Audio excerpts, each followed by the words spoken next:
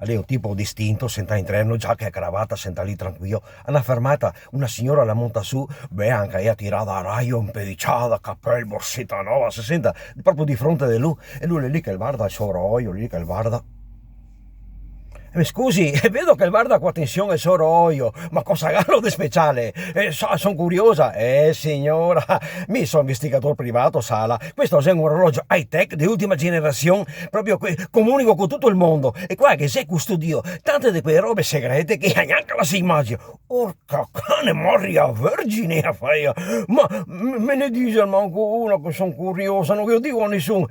Signora, qua se segretese, sono investigatore, mi sa. Me ne dico manco uno per piacere. Sono curiosa. Un attimo che guardo. Ecco. Qua dice signora, che signora, la senza mutande.